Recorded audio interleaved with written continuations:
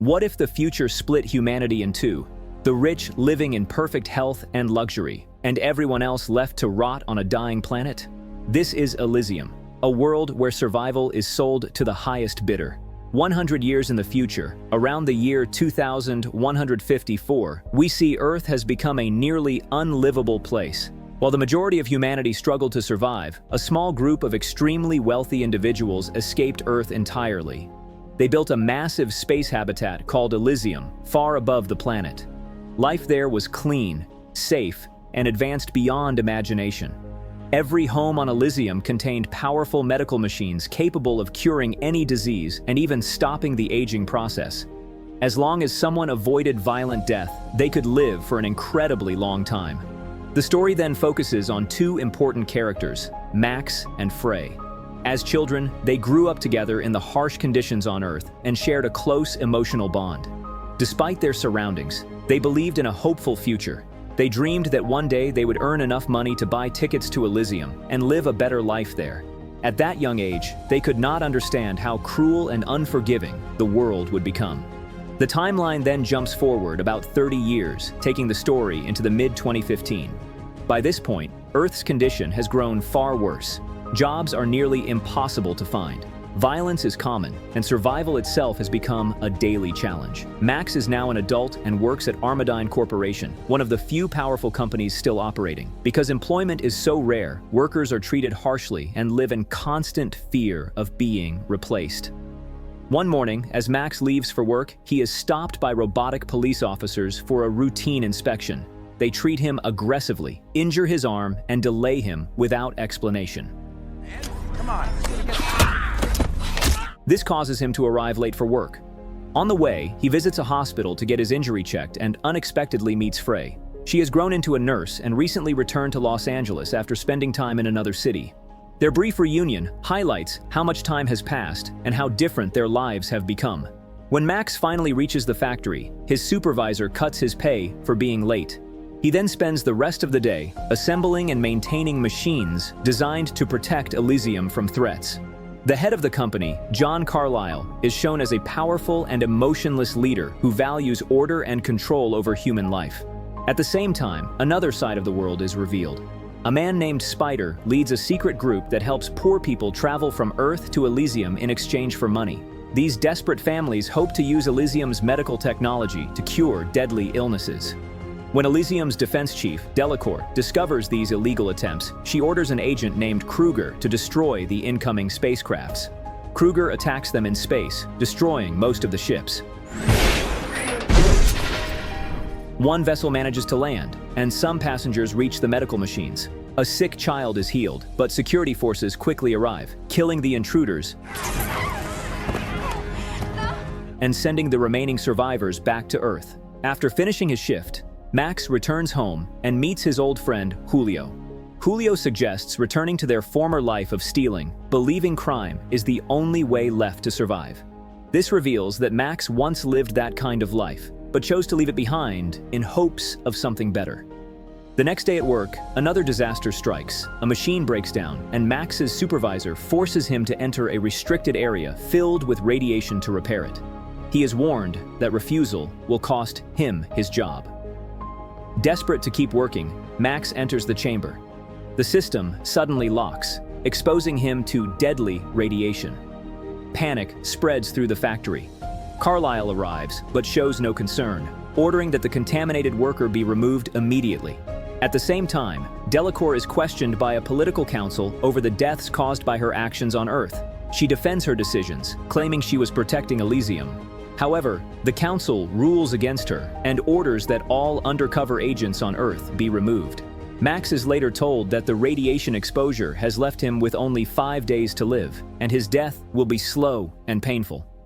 Hospitals refuse to treat him because he lacks the required status and resources. With no hope left, Max turns to Spider as his final option. Spider reveals a dangerous plan. If they can capture a legal citizen of Elysium and extract the data stored inside that person's brain, they can steal the entire identity. This would provide full access to Elysium, including medical treatment, wealth, property, and security clearance. For Max, this risky mission becomes the only remaining path between certain death and a small chance at survival.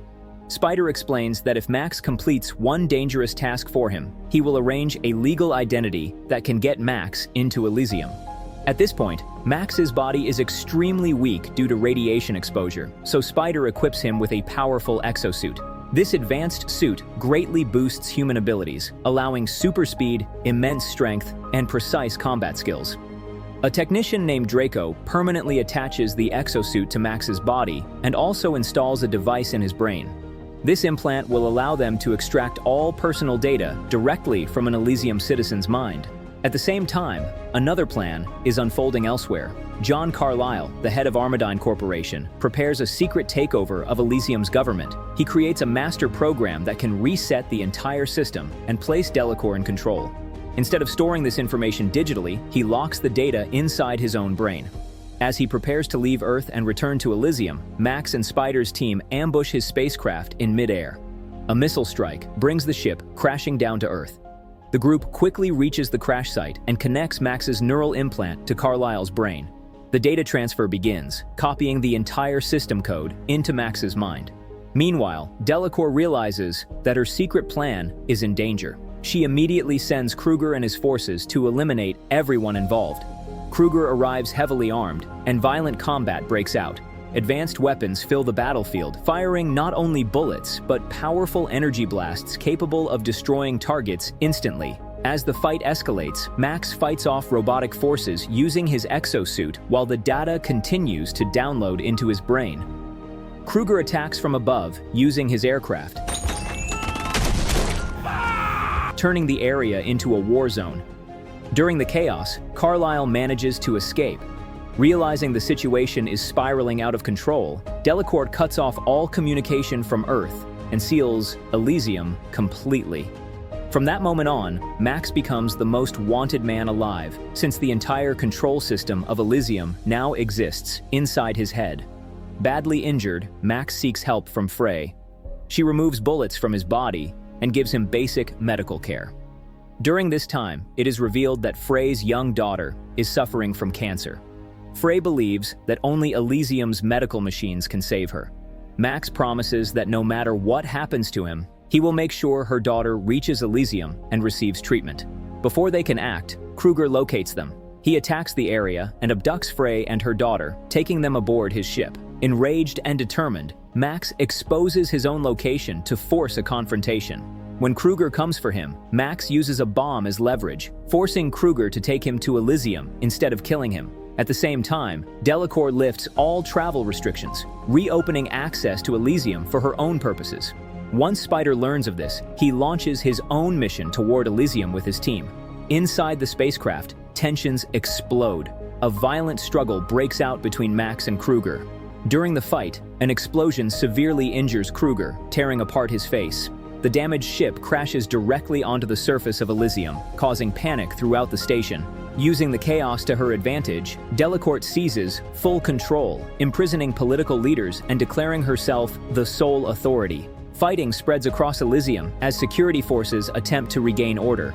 Amid the confusion, Frey manages to place her daughter inside one of the healing machines. However, because they lack citizenship, the machine refuses to cure her. Soon after, Frey and her daughter are captured again by Kruger's soldiers. Delacour also captures Max and extracts the system codes from his brain. Kruger is placed into a healing machine, where his shattered face is completely restored within minutes. Fully healed and filled with rage, he prepares to kill Max. Max realizes that escape is the only way to save Frey's daughter and stop everything from ending in disaster. He fights with everything he has left. Kruger turns against Delacour, deciding to seize power for himself. This leads to a final confrontation between Kruger and Max. Both wear exosuits, but Kruger's newer model gives him a major advantage. Despite this, Max uses his final strength to plant an explosive device into Kruger's suit, killing him instantly. Meanwhile, Spider reaches Elysium's main control center. He breaks into the system and rewrites the entire database, granting full citizenship to every human being on Earth. This act costs Max his life, but it changes the future forever. With everyone now recognized as a citizen, Elysium's medical machines activate for all people. Frey's daughter is finally cured. Armadine soldiers stop attacking newcomers from Earth, as they are no longer considered illegal. In the end, Spider sends medical pods from Elysium down to Earth, allowing millions of sick and suffering people to receive treatment for the first time. With hope restored and humanity united, the story comes to an end.